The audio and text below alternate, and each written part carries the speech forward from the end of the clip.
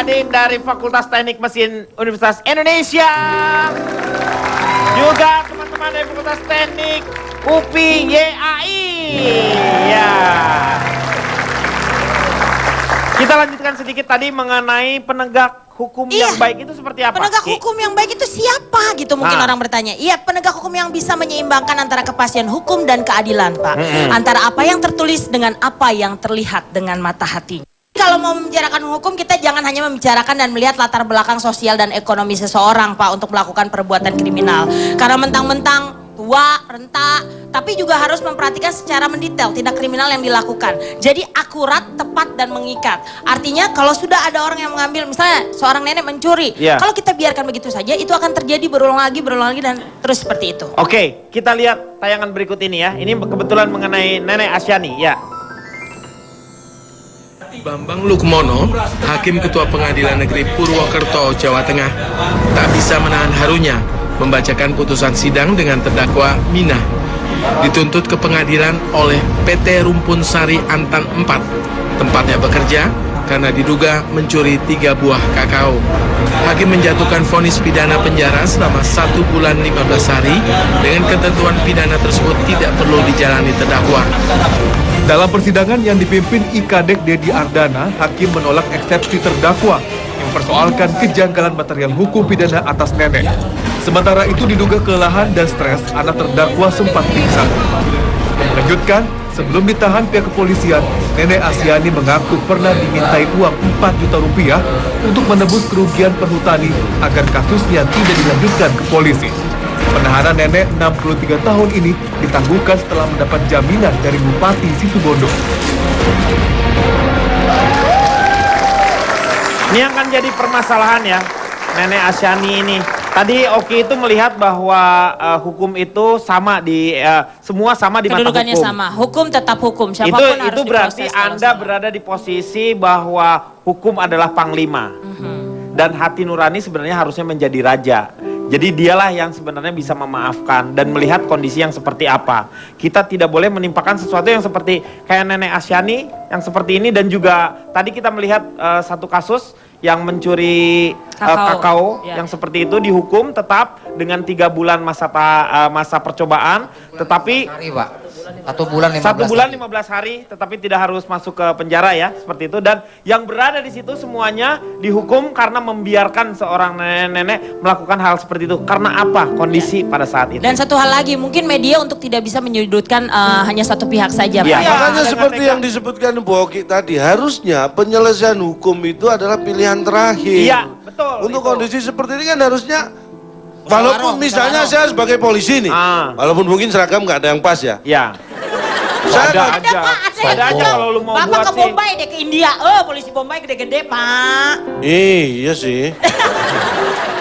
Misalnya saya jadi polisi, harusnya ketika ada pengaduan seperti ini, tugas saya sebagai polisi itu justru mendamaikan. Iya. Bukan membawa ini secara letterlek bahwa ini urusan hukum harus ke hukum. Iya, betul. Untung loh saya nggak jadi polisi. Iya. Loh kenapa untungnya? Kan jadi ada satu orang lagi yang bisa masuk polisi.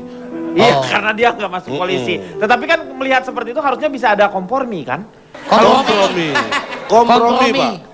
Kompromi seleraku. Iya, iya. Oh. Belum tadi ketok mic lagi nih, Pak. Riko, menurut Riko sendiri gimana dengan kasus ini, Riko? Iya, Pak. Ini saya benar-benar kecewa dengan hukum yang ada di Indonesia, Dari Pak. mana? Kenalin diri Nggak dulu. setuju sama Boki. Saya bermuka tampan pengemudi dokar terampil, Pak. Oh, disingkat apa tuh? Bukan pedofil, Pak. Oh.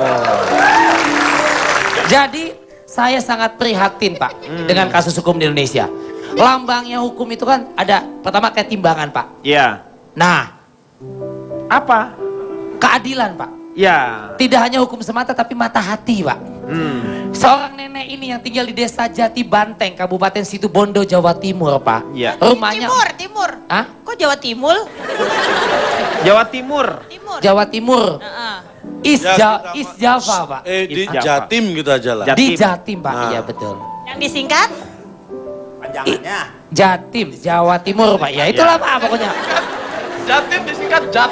Ini nenek dituduhkan Salah satu tidak hanya mencuri, tapi penadah, pasal 480 Pak. Oh, dianggap dia penadah. Dituduhkan. Dituduhkannya penadah. Hanya mencuri 2 balok kayu jati yang diklaim punya perhutani setempat. Macam mana nenek dengan berat badan? Contoh, tidak Nenek sampai... itu berapa berat badannya? Neneknya cuma 1 Pak. Iya, neneknya 1. Iya. Berat badannya berapa? Nggak sampai 50 kilo Pak. Ya paling 45 kalau saya melihat ini pakaiannya tadi. 46 deh Pak. Kok dari pakaiannya? Kok jadi tawa-tawanan? Riko, Ya, nenek ini pekerjaannya sehari-harinya berusia 63 tahun kan Pak ya. Dia 63 tahun, sehari-harinya cuma pemijat bayi. dia pemijat bayi. Pemijat bayi Pak.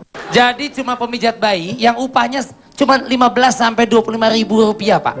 Nenek ini mengakui dia sudah tidak kuat kalau memijat misalnya orang dewasa, Nah, cedera dan ini lain yang sebagainya. ditakutkan oleh perhutani adalah balok kayu itu dipakai untuk membantu memijit bayi.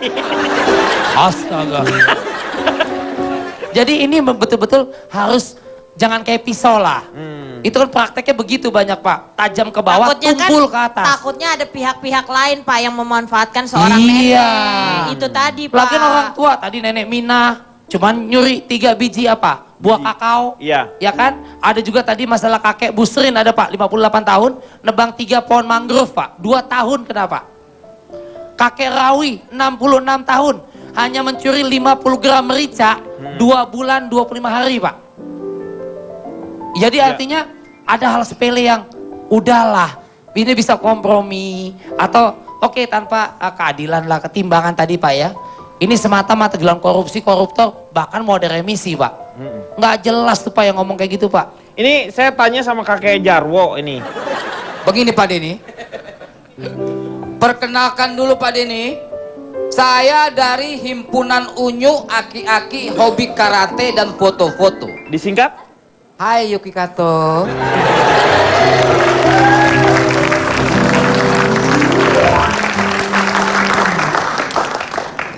Pertanyaan kita untuk diskusi malam ini adalah, adilkah hukum di negeri ini? Apa itu adil? Apa? Ini bukan singkatan.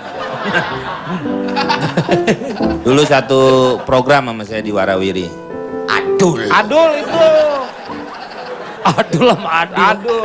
Bisa ngebedain nggak? Adil, adul, Adul. I sama U. Bapak ngomong sama itu saya. yang jauh lu Ya sama kalah itu. Anda, ngomong sama siapa lagi? Ya kan Bapak di rumah suka ngomong sendiri. Ini saya Jarwo, tidak semua laki-laki. Bersalah padamu. Contohnya Bapak. Adil itu Pak Denny, Adil itu artinya di tengah-tengah Pak Denny. Atau tidak berat sebelah. adil. Itu adil. Makanya para pencari keadilan itu yang ada di ruang pengadilan itu duduknya selalu berada di tengah-tengah. Itu adil. MC juga diam. Meng, mau lucu nih Meng. Enggak kan saya harus Saya tahu nggak dulu. mau ngelucu. Ngelucu juga nggak ada ketawain saya.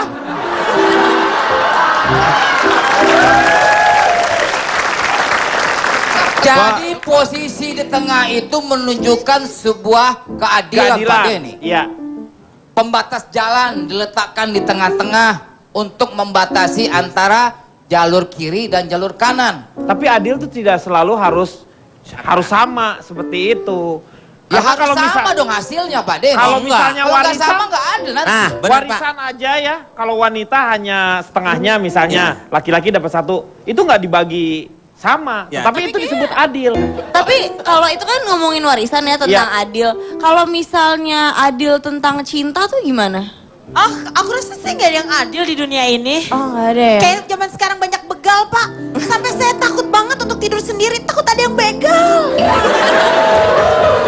Bu, itu Orang bukan masalah takut begal Bu, Ibu merasa begah. Bu, Ibu tidur sendiri bukan orang nggak mau nemenin. Tapi Kasurnya kagak muat. ini namanya perbuatan tidak menyenangkan. Pak. Menyenangkan kalau kita di kasur.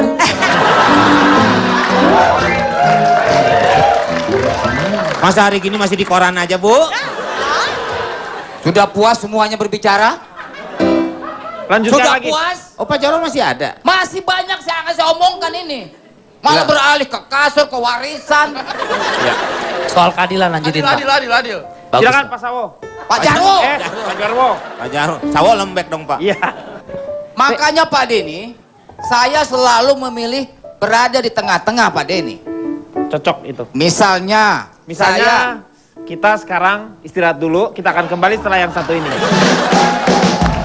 Bebas, lepas, ku tinggalkan saja semua beban di hatiku.